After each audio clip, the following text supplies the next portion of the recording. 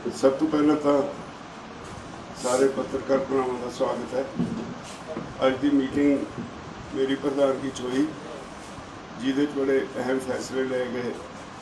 17 तारीख नूं असी देश के सारे MPs नूं स्पैशली जिहड़े विरोधी धिर दे MP ने उन्हां नूं वोटर्स वालों विप जारी कर रहे हैं।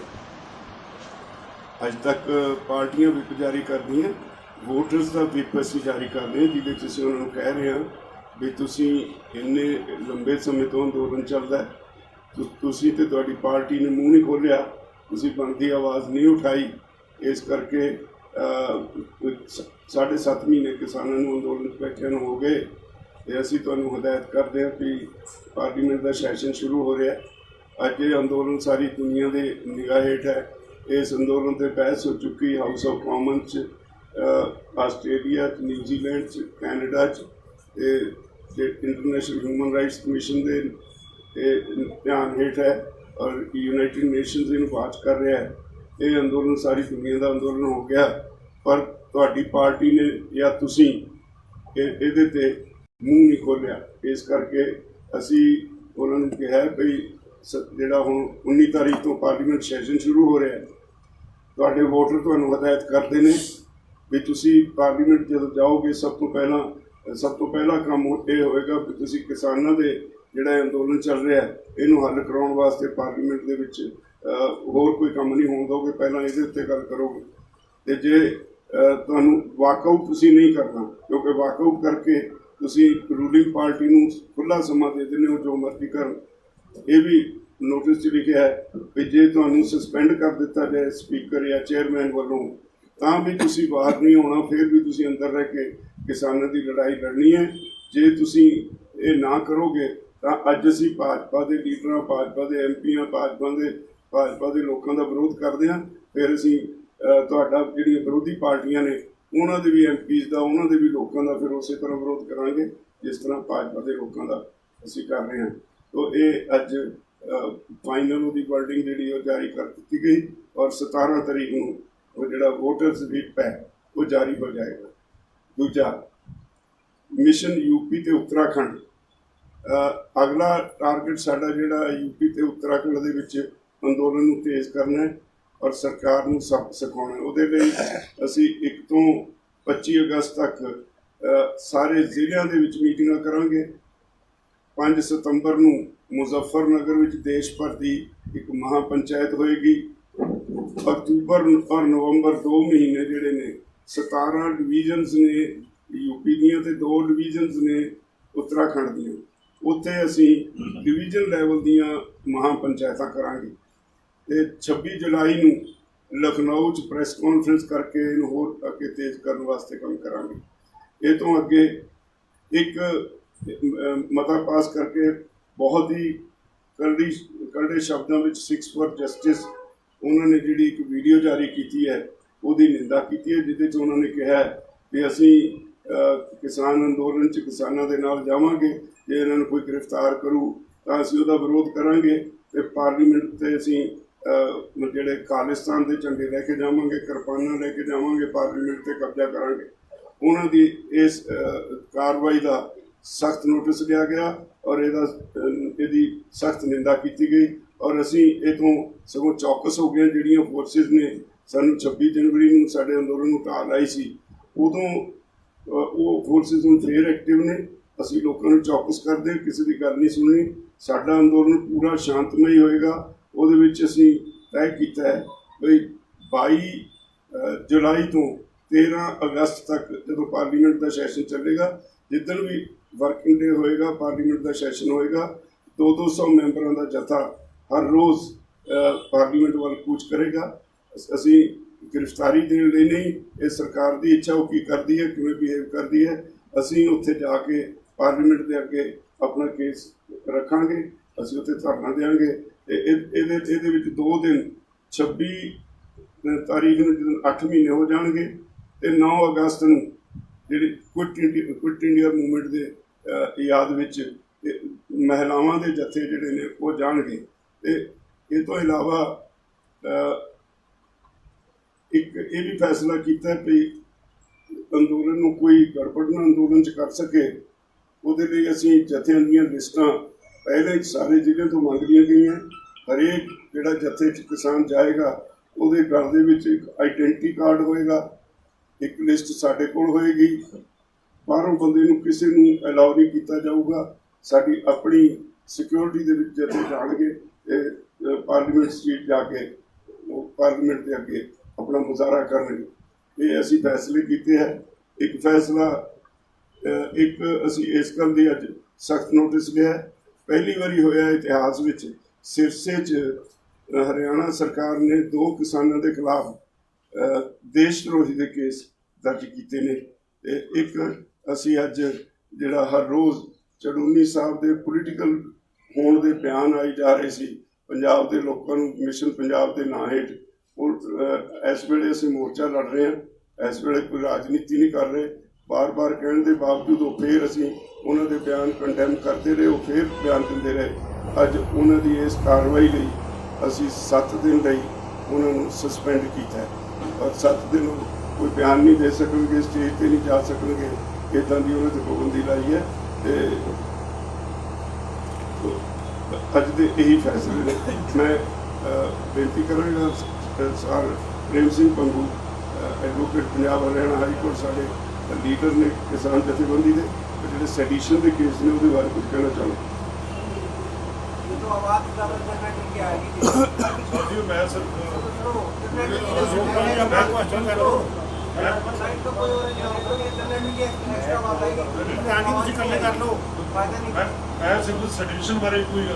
बंद करा दो, बंद करा दिए, बंद करा दिए, जा करा के बंद करा दो।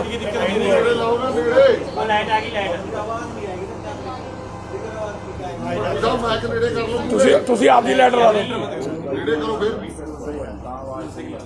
ਚਲੋ ਜੀ। ਸਿਰਸਾ ਦੇ ਵਿੱਚ ਕੱਲ ਹੋਈ ਘਟਨਾ, ਉਹ ਜਦ ਸਾਰੇ ਉਹਦੇ ਵਿੱਚ 2 ਫਾਰਮਰਸ ਦੇ ਖਿਲਾਫ ਸੈਡੀਸ਼ਨ ਦਾ ਕੇਸ ਦਰਜ ਕੀਤਾ। ਸੈਡੀਸ਼ਨ 124 ਇਹ ਹੈ ਜਿਹਨੂੰ ਦੇਸ਼ ਧਰੋਹ ਕਿਹਾ ਜਾਂਦਾ। ਜਿਵੇਂ ਰਾਜੇਵਾਲ ਸਾਹਿਬ ਨੇ ਕਿਹਾ, ਇਹ ਦੇਸ਼ 'ਚ ਔਰ ਪੰਜਾਬ ਤੇ ਹਰਿਆਣੇ 'ਚ ਮੈਂ ਕਹਾਂਗਾ ਕਿ ਪਹਿਲਾ ਕੇਸ ਹੈ ਫਾਰਮਰਸ ਦੇ ਖਿਲਾਫ ਜੋ ਸੈਡੀਸ਼ਨ ਦਾ ਦਰਜ ਕੀਤਾ। ਪਹਿਲਾਂ ਹੋਰ ਬੜੇ ਕੇਸ ਦਰਜ ਕੀਤੇ, 307 ਸੀ, ਹੋਰ ਵੀ ਧਾਰਾਵਾਂ ਸਨ, ਪਰ ਸੈਡੀਸ਼ਨ ਪਹਿਲਾ। ਮੈਂ ਇਹ ਤੁਹਾਡੇ ਜਰੀਏ ਕਹਿਣਾ ਚਾਹੁੰਦਾ ਵੀ ਇਹ ਬਿਲਕੁਲ ਅਨਡੈਮੋਕ੍ਰੈਟਿਕ ਹੈ, ਅਨਕॉन्स्टिट्यूशनल है, क्योंकि कोई ऐसी घटना जी सिरसा च भी होर भी हुई, ये देश धरोह की घटना नहीं। ऑनरेबल सुप्रीम कोर्ट ने बड़िया जड़िया जजमेंट्स के हुण तक के है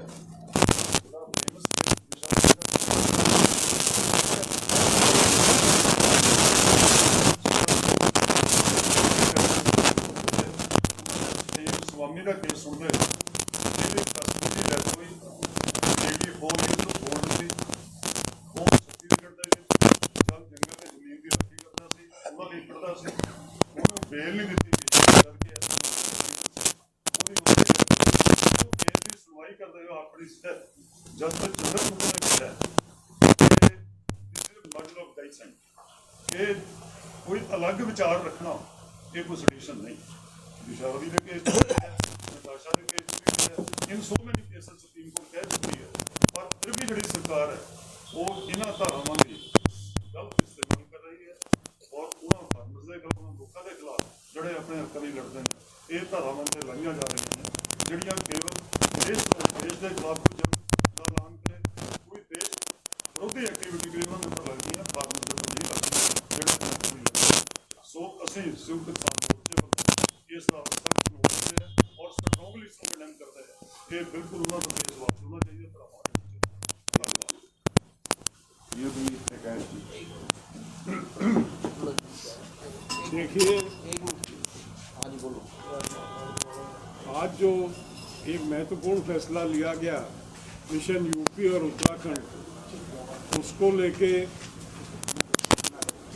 जो एक प्रोग्राम आज दिया गया, जो 5 सितंबर का मुजफ्फरनगर का कार्यक्रम है, वो एक राष्ट्रीय स्तरीय जो है किसान पंचायत होगी, जिसमें देश के तमाम प्रदेशों के किसान उसमें हिस्सा लेंगे। और उस पंचायत की शुरुआत के माध्यम से यूपी में जो हमारा हम अपना कार्यक्रम जो लोगों को अवेयर करने के लिए लेके चल रहे हैं यूपी और उत्तराखंड में, तो उसमें मैं लाखों की संख्या में किसान उसमें हिस्सा लेंगे। और उसके बाद पूरी यूपी, हर यूपी के मंडल स्तरीय यूपी में बैठक होगी। यूपी के साथ साथ उत्तराखंड के जो दोनों मंडल हैं हमारी, उनमें बैठक होगी। और ये जो राष्ट्रीय व्यापी कार्यक्रम है उस कड़ी में यूपी और उत्तराखंड को हम शुरू में लेके चल रहे हैं। नवंबर के बाद, नवंबर तक का हमने कार्यक्रम तय किया। नवंबर तक हम ये तमाम अपने मंडल हैं उनको कवर कर लेंगे और नवंबर के बाद में जो भी संयुक्त किसान मोर्चे का निर्णय होगा इसको आगे लेके बढ़ेंगे। 7.5 महीने के बाद जिस तरह की उदासीनता सरकार की है और जिस तरह का रवैया और व्यवहार सरकार का, आज आपने देखा होगा ये जो अभी बात की, सरसा में हमारे साथियों के साथ देशद्रोह के केस लगाए जाते हैं। देशद्रोह का कोई मतलब होता किसी विदेशी ताकत के साथ मिलके देश के खिलाफ कोई साजिश रचना देशद्रोह कहलाता। अपनी मांग उठाने के लिए कोई आंदोलन करना देशद्रोह की श्रेणी में नहीं आता। 26 जनवरी और 26 जनवरी के बाद में इन्होंने एक ट्रेंड बना लिया था। जितने भी केसेस किसानों के बनाए उसमें 307 धारा 307 लगाई, चाहे किसी को चोट लगी ना लगी, केवल आंदोलन करने पे, आवाज उठाने पे 307 धारा लगी। तो ये सरकार निरंतर जब से किसान आंदोलन चला ये कानून की धाराओं का दुरुपयोग करके किसानों को दबाने का प्रयास करती है। हम आज इस प्रेस के माध्यम से बता देना चाहते हैं कि आज इतना कमजोर किसान को ना समझे। किसान में अवेकनिंग है, वो जानता है कि उसके अधिकार क्या, धारा कहाँ लगती है और किस तरह की लगती है। इस दबाव में आने वाला किसान नहीं है। ये आंदोलन जो है जितना सरकार दबाने का प्रयास करेगी उतना ही मजबूती के साथ आगे बढ़ेगा। हमारे हरियाणा से जोगिंदर नैन जी हैं, मैं उनसे निवेदन करूंगा वो बात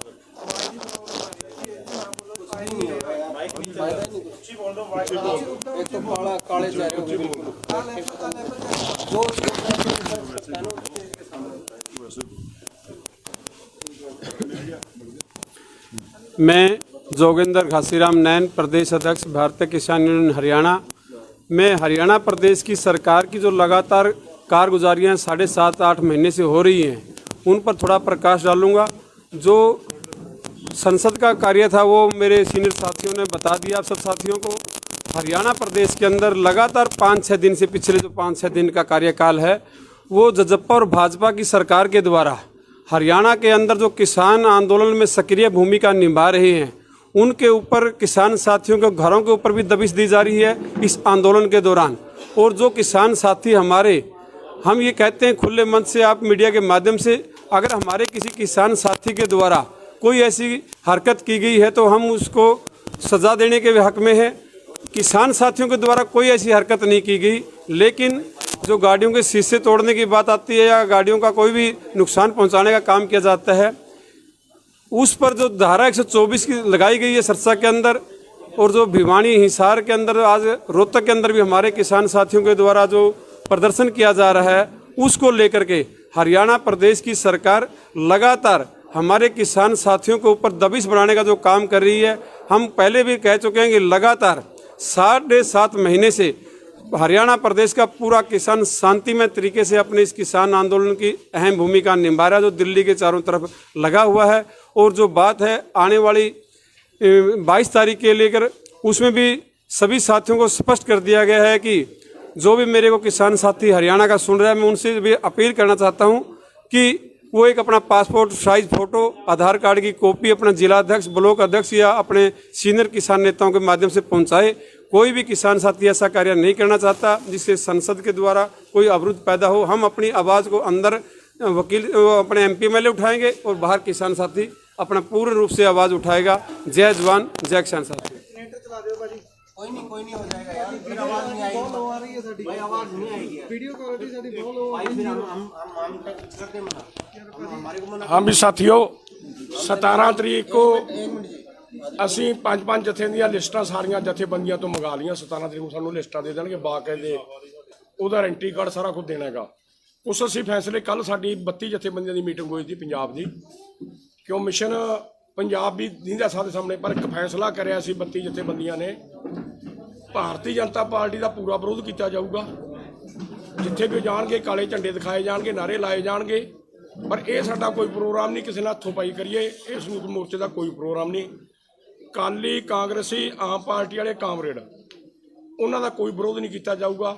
ਉਹ ਆਪਦਾ ਕਿਹੜੇ ਤਰੀਕੇ ਨਾਲ ਪ੍ਰਚਾਰ ਕਰਦੇ ਨੇ, ਹੁਣ ਉਹ ਸਵਾਲ ਪੁੱਛੇ ਜਾ ਸਕਦੇ ਨੇ, ਸਾਡੇ ਵਰਕਰ ਸਵਾਲ ਪੁੱਛਣਗੇ। ਇਹ ਫੈਸਲਾ ਹੈ। ਤੇ 32 ਜਥੇਬੰਦੀਆਂ ਦੇ ਲੀਡਰ ਸਾਡੇ, ਜੇ ਸਾਡਾ ਮੰਗਾਂ ਨਹੀਂ ਮੰਨੀ ਦੀਆਂ, ਅਸੀਂ ਪੰਜਾਬ 'ਚ ਇਲੈਕਸ਼ਨਾਂ 'ਚ ਨਹੀਂ ਜਾਵਾਂਗੇ। 32 ਦੇ 32 ਜਿਹੜੇ ਸੀਨੀਅਰ ਲੀਡਰ ਨੇ ਉਹ ਆਪਦੇ ਸੰਘਰਸ਼ ਦੇ ਵਿੱਚ ਰਹਿਣਗੇ।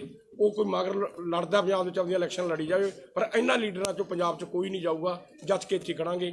ਇਹ ਗੱਲ ਸਾਡੀ ਪੰਜਾਬ ਦੇ ਵਿੱਚ ਕੱਲ੍ਹ ਪਾਸ ਹੋਈ ਹੈ।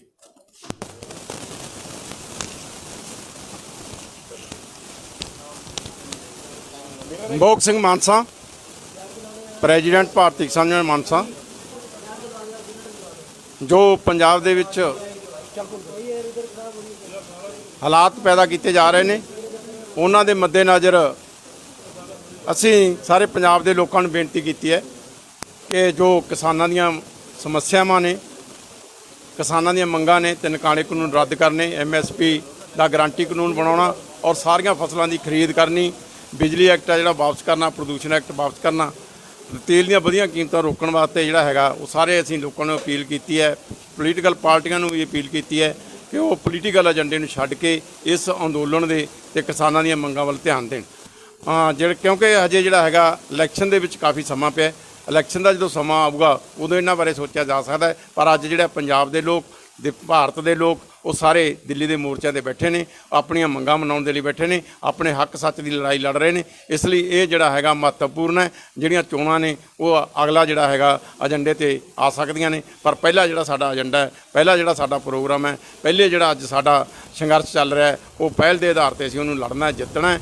ਔਰ ਸਰਕਾਰ ਨਾਲ ਜਿਹੜੀ ਹੈਗੀ ਹੈ ਸਾਡੀ ਜੰਗ ਜਾਰੀ ਹੈ। ਪਿਛਲੇ ਸਮੇਂ ਦੇ ਵਿੱਚ ਅਸੀਂ ਵੱਖ-ਵੱਖ ਪੜਾਵਾਂ ਵਿੱਚੋਂ ਹੁੰਦੇ ਹੋਏ ਅਗਲੇ ਪੜਾਅ 'ਚ ਆਏ ਹਾਂ। ਹੁਣ ਜਿਵੇਂ ਸਾਡੇ ਸਾਥੀਆਂ ਨੇ ਦੱਸ ਹੀ ਦਿੱਤਾ ਹੈ ਕਿ 22 ਤੋਂ ਅਸੀਂ ਲਗਾਤਾਰ ਜਿਹੜਾ ਪਾਰਲੀਮੈਂਟ ਅੱਗੇ ਜਾ ਕੇ ਆਪਣਾ ਜਿਹੜਾ ਆਵਾਜ਼ ਬੁਲੰਦ ਕਰਨੀ ਹੈ ਔਰ ਉਹਦੇ ਵਿੱਚ 17 ਤਰੀਕ ਨੂੰ ਅਸੀਂ ਜਿਹੜਾ ਹੈਗਾ ਵੋਟਰਜ਼ ਵਿਪ ਜਾਰੀ ਕਰਕੇ ਪਾਰਲੀਮੈਂਟ ਦੇ ਮੈਂਬਰਾਂ ਨੂੰ ਅੰਦਰ ਆਪਣੀ ਆਵਾਜ਼ ਕਿਸਾਨਾਂ ਦੇ ਹੱਕ 'ਚ ਉਠਾਉਣ ਦੇ ਲਈ ਅਪੀਲ ਕੀਤੀ ਹੈ ਔਰ ਉਹਨਾਂ ਨੂੰ ਇਸ ਗੱਲ ਦਾ ਚੇਤਾਵਨੀ ਪੱਤਰ ਭੇਜਿਆ। ਸੋ ਇਸ ਕਰਕੇ ਅਸੀਂ ਸਾਰੇ ਪ੍ਰੈਸ ਵਾਲੇ ਵੀਰਾਂ ਰਾਹੀਂ ਇਹ ਸਾਰੀਆਂ ਜਿਹੜੀਆਂ ਗੱਲਾਂ ਨੇ ਆਪਣੇ ਪਾਰਲੀਮੈਂਟ ਮੈਂਬਰਸ ਔਰ ਆਪਣੇ ਜਿਹੜੇ ਪੰਜਾਬ ਦੇ, ਭਾਰਤ ਦੇ ਲੋਕ ਨੇ, ਉਹਨਾਂ ਤੱਕ ਪਹੁੰਚਾਉਣਾ ਚਾਹੁੰਦੇ ਹਾਂ, ਤਾਂ ਕਿ ਉਹ ਸਾਡੇ ਇਸ ਅੰਦੋਲਨ ਦੇ ਨਾਲ ਜਿਵੇਂ ਪਹਿਲਾਂ ਮੋਢੇ ਨਾਲ ਮੋਢਾ ਜੋੜ ਕੇ ਜਿਹੜੇ ਖੜੇ ਨੇ, ਉਹ ਹੋਰ ਮੋਢੇ ਨਾਲ ਮੋਢਾ ਜੋੜ ਕੇ ਖੜਨ, ਤਾਂ ਜੋ ਹੈ ਕਿ ਸਾਡੇ ਜਿਹੜੀ ਸਰਕਾਰ ਹੈ ਉਸ ਤੋਂ ਇਹ ਮੰਗਾਂ ਮਨਾਈਆਂ ਜਾ ਸਕਣ। ਧੰਨਵਾਦ ਜੀ।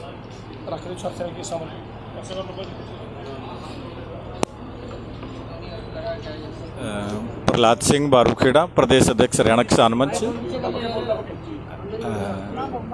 अरे सिर्फ चल गए।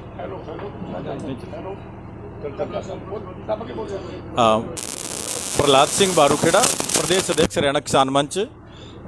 अभी जो संयुक्त मोर्चे की बैठक हुई उसके अंदर बातचीत सारे हमारे सीनियर लीडर ने बताई है। 22 तारीख को संसद की तरफ जाएंगे। 200 किसानों का जत्था जाएगा हर रोज़ जब तक ये मानसून सत्र चलेगा तब तक जाएंगे और वहाँ पर बैठेंगे, धरना देंगे। अगर सरकार गिरफ्तारी करती है तो गिरफ्तारी देंगे और जब गिरफ्तारी नहीं होगी तो शाम को वापस लौटेंगे और अगले दिन दोबारा फिर 200 किसानों का जत्था वहाँ पे जाएगा।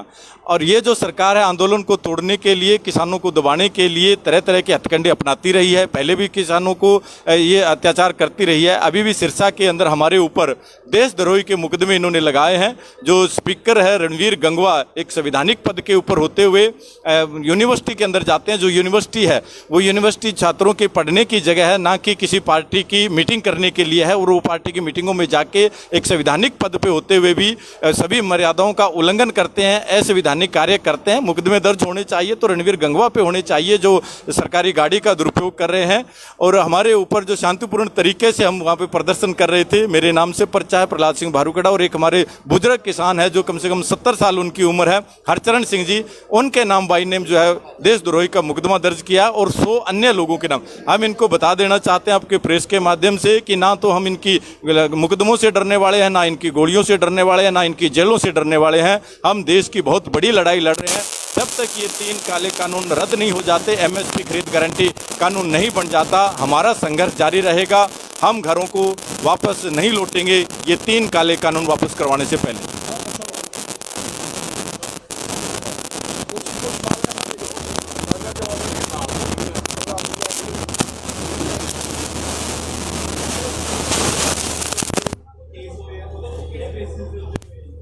सिरसा वकील साहब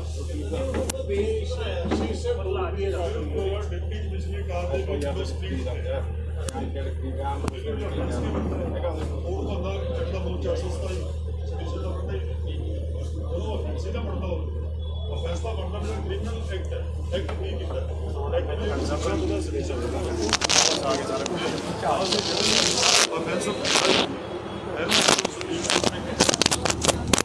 ਅੱਜ ਹੀ ਸੁਪਰੀਮ ਕੋਰਟ ਨੇ ਕਿਹਾ ਸਟੇਟ ਸਾਹਮਣੇ ਆ ਕੇ ਜੇ ਕੋਈ ਲੋਕੀ ਵਿਚਾਰ ਵੀ ਰੱਖਦਾ ਹੈ, ਅਲੱਗ ਵਿਚਾਰ ਰੱਖਦਾ ਹੈ, ਸਰਕਾਰ ਦੇ ਖਿਲਾਫ ਹੈ, ਕਿਸੇ ਦੇ ਖਿਲਾਫ ਹੈ, ਇਹ ਸੈਡੀਸ਼ਨ ਤਾਂ ਹੈ ਨਹੀਂ, ਇਹ ਤਾਂ ਵੈਸੇ ਇੱਕ ਫੰਡਾਮੈਂਟਲ ਰਾਈਟ ਹੈ।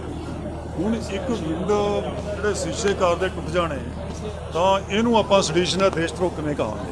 227 ਹੈ, 332 ਹੈ, 53 ਹੈ, ਬੜੀਆਂ ਧਾਰਾਵਾਂ ਨੇ, ਪਰ ਸੈਡੀਸ਼ਨ ਤਾਂ ਇੱਕ ਬਿਲਕੁਲ ਅਲੱਗ ਧਾਰਾ ਹੈ ਨਾ।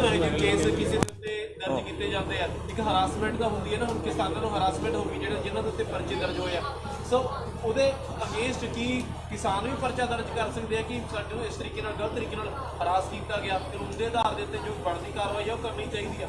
ਪਰ ਜੇ ਇਸ ਤਰੀਕੇ ਨਾਲ ਕੇਸ ਦਰਜ ਹੋ ਜਾਂਦੇ ਫਿਰ ਹਰਾਸਮੈਂਟ ਤਾਂ ਹੁੰਦੀ ਆ। ਨਹੀਂ, ਲੀਗਲੀ ਚੈਲੰਜ ਹੋ ਸਕਦਾ ਜਦੋਂ ਕੋਈ ਵੀ ਅਫੈਂਸ ਗਲਤ ਲੱਗ ਜਾਏ। ਇਨ ਦਾ ਕੋਰਟ ਆਫ ਲਾ ਪਹਿਲਾਂ ਉਸਦੇ ਪਰ ਚਾਰਜ ਤੇ ਬਹਿਸ ਹੁੰਦੀ ਹੈ ਵੀ ਆਇਆ ਅਫੈਂਸ ਮੇਡ ਆਊਟ ਹੈ ਕਿ ਨਹੀਂ ਹੈ।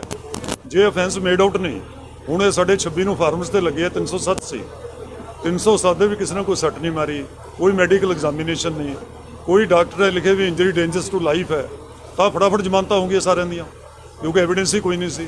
ਇਸ ਲਈ ਉਹ ਅਫੈਂਸ ਕੋਰਟ 'ਚ ਖੜਦੇ ਨਹੀਂ ਜਿਹੜੇ ਲੀਗਲੀ ਪ੍ਰੂਵ ਨਾ ਹੋ ਸਕਣੇ ਹੋਣ ਔਰ ਜਿਹੜੇ ਲੀਗਲੀ ਵੈਲਿਡ ਨਾ ਹੋਣ, ਨਾ ਉਹਨਾਂ ਦੀ ਕੋਈ ਮੈਡੀਕਲ ਐਵੀਡੈਂਸ ਹੋਵੇ, ਨਾ ਸਪੋਰਟਿੰਗ ਐਵੀਡੈਂਸ ਹੋਵੇ। ਇਸ ਲਈ ਲੱਗਣਾ ਹੈ ਆਪਣੇ ਆਪ ਹੀ ਸਰਕਾਰ ਨੂੰ ਤਾਂ ਇਹਦਾ ਝਾੜਾਂ ਪੈਂਦੀਆਂ ਨਾ ਸੁਪਰੀਮ ਕੋਰਟ 'ਚ ਪ੍ਰੋਸੀਕਿਊਸ਼ਨ ਨੂੰ ਵੀ ਤੁਸੀਂ ਗਲਤ ਧਾਰਾਵਾਂ ਲਾਉਂਦੇ, ਕੋਰਟ 'ਚ ਖੜਦੇ ਨਹੀਂ ਆ ਕੇ, ਇਸ ਲਈ ਬਿਲਕੁਲ ਗਲਤ ਹੈ। ਇਹ ਮੈਂ ਕਹਿੰਦਾ ਵੀ ਸੰਵਿਧਾਨ ਦੀ ਵੀ ਤਾਂ ਜੇ ਉਡਾ ਰਹੇ ਆ, ਫਲਾਊਟ ਕਰ ਰਹੇ ਆ, ਡੈਮੋਕ੍ਰੇਸੀ ਨੂੰ ਵੀ ਕਰ ਰਹੇ ਆ, ਸਾਰਾ ਜਿਹੜਾ ਕੈਨਨਸ ਆਫ ਲਾ ਹੈ ਉਹਨਾਂ ਨੂੰ ਵੀ ਫਲਾਊਟ ਕਰ ਰਹੇ ਆ। ਇਹ ਲਾ ਕੇ ਸਰਕਾਰਾਂ ਜਾਣਬੁੱਝ ਕੇ ਐਜੀਟੇਸ਼ਨ ਕਰਨ ਵਾਲੇ ਲੋਕਾਂ ਤੇ, ਪੀਸਫੁਲ ਲੋਕਾਂ ਦੇ ਜਿਹੋ ਜਿਹੀਆਂ ਧਾਰਾਵਾਂ ਲਾਉਣਗੀਆਂ ਤਾਂ ਉਹ ਆਪਣਾ ਜਲੂਸ ਆਪ ਹੀ ਕੱਢਣਗੀਆਂ ਕੋਰਟ 'ਚ, ਉਹਨਾਂ ਨੂੰ ਆਪਣੀ ਪੋਜੀਸ਼ਨ ਆਪ ਹੀ ਖਰਾਬ ਹੁੰਦੇ ਨੇ, ਝਾੜਾਂ ਖਾਣੀਆਂ ਪੈਂਦੀਆਂ ਕੋਰਟ। ਇਹ ਬਿਲਕੁਲ ਤਾਂ ਹੀ ਅਸੀਂ ਮੰਗ ਕੀਤੀ ਵੀ 124 ਇਹ ਬਣਦੀ ਨੇ, ਇਹ ਧਾਰਾ ਖਤਮ ਕਰੋ ਔਰ ਕੇਸ ਨੂੰ ਤਾਂ ਵਾਪਸ ਲਓ। ਸਰ ਇੱਕ ਹਿੰਦੀ ਚ ਦੱਸਦੇ ਹਰਿਆਣੇ ਵਾਲੇ ਕਹਿੰਦੇ ਜ਼ਿਆਦਾ ਆਏ ਹੋਏ ਆ, ਗਵਰਨਰ ਨੂੰ ਗਵਰਨਰ ਤੱਕ ਜਾਣ ਦਾ ਐਲਾਨ ਕੀਤਾ ਸੀਗਾ 26 ਜੂਨ ਨੂੰ, ਪਰ ਜਾਣ ਨਹੀਂ ਦਿੱਤਾ ਗਿਆ ਸੀਗਾ। ਸੋ ਹੁਣ ਤੁਸੀਂ ਕਹਿੰਦੇ ਹੋ ਕਿ ਸੰਸਦ ਤੱਕ ਅਸੀਂ ਜਾਵਾਂਗੇ, ਜੇ ਸਰਕਾਰ ਨੇ ਰੋਕਣ ਦੀ ਕੋਸ਼ਿਸ਼ ਕੀਤੀ ਹੈ, ਪ੍ਰਸ਼ਾਸਨ ਨੇ ਰੋਕਣ ਦੀ ਕੋਸ਼ਿਸ਼ ਕੀਤੀ, ਫਿਰ ਕਿੱਦਾਂ ਹੋਊਗਾ? ਕਿਉਂਕਿ ਵੈਸੇ ਕਿਹਾ ਵੀ ਅਸੀਂ ਜਿੱਥੇ ਰੋਕਣਗੇ ਉੱਥੇ ਹੀ ਰੁਕ ਜਾਵਾਂਗੇ, ਜਿੱਥੇ ਰੋਕਣਗੇ ਉੱਥੇ ਰੁਕਾਂਗੇ ਫੈਸਲਾ। ਤੇ ਇਹ ਤਾਂ ਪਹਿਲਾਂ ਵੀ ਕਿਹਾ ਹੈਗਾ ਕਈ ਵਾਰੀ ਆਪਾਂ, ਪਰ ਫਿਰ ਵੀ ਚਲੇ ਜਾਂਦੇ ਆ ਤੇ ਨਹੀਂ ਇਹ ਸਵਾਲ ਦਾ ਜਵਾਬ ਅਸੀਂ ਦਿੰਦੇ ਹਾਂ। ਜਿਹੜਾ ਸਾਡੇ ਸੰਯੁਕਤ ਮੋਰਚੇ ਤੋਂ ਬਾਹਰ ਜਾਊਗਾ ਉਹ ਸਾਡਾ ਕੁਝ ਨਹੀਂ ਹੋਊਗਾ, ਉਹ ਸਾਡੇ ਮੋਰਚੇ ਦਾ ਵਿਰੋਧੀ ਹੋਊਗਾ। ਸਮਝ ਕੇ ਗੱਲ, ਵਿਰੋਧ ਕਰਦਾ ਹੋਊਗਾ ਜਿਹੜਾ ਲੰਘਣਾ ਕਰੂਗਾ। ਅਸੀਂ ਸਿਰਫ 200 ਬੰਦਾ ਭੇਜਣਾ, ਕਿਸੇ ਦੂਜੀ ਜਥੇ ਨੇ ਕੋਈ ਸੁਨੇਹਾ ਨਹੀਂ ਦਿੱਤਾ ਵੀ ਆਪਦੇ ਬੰਦੇ ਲੈ ਕੇ ਆਉਣ। ਉਹ ਜੇ ਆ ਕੇ ਸਾਡੇ ਅੰਦੋਲਨ 'ਚ ਵਿਘਨ ਪਾਉਂਦੇ ਨੇ, ਸਾਡੇ ਅੰਦੋਲਨ ਨੂੰ ਹਰਾਉਣਾ ਚਾਹੁੰਦੇ ਨੇ, ਉਹ ਬਾਹਰਲੀਆਂ ਸ਼ਕਤੀਆਂ ਨੇ, ਉਹਨਾਂ ਨੂੰ ਨਹੀਂ ਇਹੋ ਜਿਹਾ ਕੰਮ ਕਰਨਾ ਚਾਹੀਦਾ। ਕੋਈ ਏਡ ਨਹੀਂ ਦਿੱਤੀ ਜਾਊਗੀ। ਜੇ ਸਰਕਾਰ ਉਹਦੇ ਪਰਚੇ ਦਰਜ ਕਰੇ, ਕੁਛ ਕਰੇ, ਉਹਨੂੰ ਜੇਲ੍ਹ ਭੇਜੇ, ਕੋਈ ਮਦਦ ਨਹੀਂ ਕਰੀ ਜਾਊ ਜਿਹੜਾ ਤੋੜ ਕੇ ਜਾਊਗਾ। ਤੁਸੀਂ ਕਹਿੰਦੇ ਵਿਪ ਜਾਰੀ ਕਰਨਾ ਹੈਗਾ ਵਿਰੋਧੀ ਪਾਰਟੀਆਂ ਦੇ ਨੁਮਾਇੰਦਿਆਂ ਨੂੰ, ਉਹ ਹੋਗੀ ਵੀ ਉਹਨੂੰ ਤੁਸੀਂ ਘਰ ਘਰ ਉਹਨਾਂ ਦੇ ਜਾ ਕੇ ਮੇਲ ਕਰਦਾ 17 ਤਰੀਕ ਨੂੰ ਅਸੀਂ ਭੇਜਿਆ ਸੀ। ਸਾਡੀ ਇਨਫੋਰਮੇਸ਼ਨ ਮਿਲੀ ਵੀ 12 ਨੂੰ ਤਾਂ ਗਵਰਨਮੈਂਟ ਨੇ ਆਲ ਪਾਰਟੀ ਮੀਟਿੰਗ ਸੱਦੀ ਹੋਈ ਹੈ, 17 ਨੂੰ ਪਾਰਟੀਆਂ ਨੇ ਇੱਥੇ ਮੀਟਿੰਗਾਂ ਸੱਦੀ ਹੋਈਆਂ, ਇਸ ਕਰਕੇ ਅਸੀਂ ਮੇਲ ਕਰ ਦਿੰਦੇ ਸਾਰੇ। गुरनाम चटनी को वो सस्पेंड किया गया 7 दिन के लिए, क्या वजह रही, क्यों सस्पेंड किया? ਉਹ ਰਾਜਨੀਤਿਕ ਬਿਆਨ ਦਿੰਦਾ ਜੀ। आपसे बोले सर कैमरा पे सेट है, आपको फिर कैसे दिखाई पता नहीं कैसे प्रेस कॉन्फ्रेंस कर। आज की मीटिंग में गुरनाम चटनी के मामले में क्या बातचीत हुई? काफ़ी लंबे समय से वो पंजाब के सारी कंडीशन को पॉलिटिकल होने के लिए उकसा रहा था और बार बार हम इस बात को कंडेम करते रहे। हम कहते हैं कि गलत नहीं कर रहे, हमारा कोई प्रोग्राम नहीं है, तो वो नहीं रुके। तो कल पंजाब की मीटिंग में सारी जथेबंदियों ने शिकायत की, तो आज उसके हाउस में, जनरल हाउस में फैसला करके 7 दिन के लिए उनको सस्पेंड कर दिया। वो 7 दिन स्टेज पे नहीं जाएंगे, ये बयान नहीं देंगे, ये उनको बंदी बता रहे हैं। अगली क्या रणनीति रहने वाली है संसद के कूच के लिए? संसद कूच के लिए हम यहाँ से 200 किसानों का जत्था संसद की तरफ कूच करेगा और अगर जाने दिया तो हम जाएंगे पार्लियामेंट स्ट्रीट और वहाँ जाके बैठेंगे सारा दिन। प्रशासन पहले से ही हाई अलर्ट है, अगर दिल्ली नहीं जाने दिया तो उनका काम है, हम अपना काम करेंगे। देखिए अब इस आंदोलन की जो स्थिति बन गई है, ये इस पर सारी दुनिया की निगाह है। इस आंदोलन में नंबर की बात नहीं है, अब तो एक्शन की बात है। वो कुछ ना कुछ होना चाहिए, वो हम कर रहे हैं। तो दिल्ली चारों तरफ से पहले ही प्रशासन की टाइट है, तो आप जाएंगे कौन से? तो देखेंगे जहाँ से भी रास्ता मिलेगा हम सीधा जाएंगे। अरेस्ट करना है अरेस्ट कर ले, राज्यपाल साहब नहीं करना ना करें, हम जाएंगे सीधा। ਰਾਜਵਾਲ ਸਾਹਿਬ ਜਦੋਂ ਅਸੀਂ ਕਿਸਾਨਾਂ ਨਾਲ ਗੱਲ ਕਰਦੇ ਆ ਉਹ ਕਹਿੰਦੇ ਕਿ ਜੇ ਕਿਸਾਨ ਆਪਣੀ ਪਾਰਟੀ ਬਣਾ ਦੇਣ ਜਨਤਾ ਪੂਰਾ ਸਹਿਯੋਗ ਦੇਊਗੀ। ਤੁਹਾਨੂੰ ਨਹੀਂ ਲੱਗਦਾ ਵੀ ਕਿਸਾਨਾਂ ਨੂੰ ਪਾਰਟੀ ਬਣਾਉਣੀ ਚਾਹੀਦੀ ਹੈ? ਇਸੇ ਗੱਲ ਪਿੱਛੇ ਚੰਗੋਈ ਨਾਲ ਮਤਭੇਦ ਹੋਇਆ ਸੀ। ਫਿਲਹਾਲ ਅਸੀਂ ਮੋਰਚਾ ਲੜਨ ਆਏ ਹੋਏ ਹਾਂ, ਅਸੀਂ ਇਲੈਕਸ਼ਨ ਲੜਨ ਲਈ ਨਹੀਂ ਆਏ ਹੋਏ। ਸਾਡਾ ਟਾਰਗੇਟ ਕਿਸਾਨ ਮੰਗਾਂ ਨੇ। ਜਦੋਂ ਤੱਕ ਇਹਦਾ ਕੋਈ ਫੈਸਲਾ ਨਹੀਂ ਹੋਣਾ ਉਦੋਂ ਤੱਕ ਇਸ ਪਾਸੇ ਦੇਖਣਾ ਵੀ ਸਾਡੇ ਲਈ ਪਾਪ ਹੈ। ਸਾਡੇ ਤੁਸੀਂ ਮੰਨਦੇ ਨਹੀਂ ਕਿ ਸਿਆਸਤ ਦੇ ਵਿੱਚ ਜੇ ਆ ਜਾਂਦੇ ਹੈਗੇ, ਜੇ ਪਾਵਰ ਦੇ ਵਿੱਚ ਕਿਸਾਨ ਹੁੰਦੇ ਤਾਂ ਲੱਗਦਾ ਨਹੀਂ ਵੀ ਇਹ ਮਸਲਾ ਛੇਤੀ ਹੱਲ ਹੋ ਸਕਦਾ ਸੀਗਾ? ਅੱਜ ਵੀ ਬਹੁਤ ਸਾਰੇ ਕਿਸਾਨ ਨੇ ਜਿਹੜੇ ਪਾਰਲੀਮੈਂਟ ਦੇ ਮੈਂਬਰ ਨੇ, ਉਹਨਾਂ ਵਿੱਚ ਜਿਹੜੇ ਨੇ ਉਹਨਾਂ ਦਾ ਪਿਛੋਕੜ ਜਿਹੜਾ ਕਿਸਾਨੀ ਚੋਂ, ਪਰ ਉਹਨਾਂ ਦਾ ਕਿੱਤਾ ਹੁਣ ਰਾਜਨੀਤੀ ਹੋ ਗਿਆ, ਕਿਸਾਨੀ ਰਿਹਾ ਨਹੀਂ। ਇਸ ਕਰਕੇ ਮੂੰਹ ਨਹੀਂ ਬੋਲਦੇ।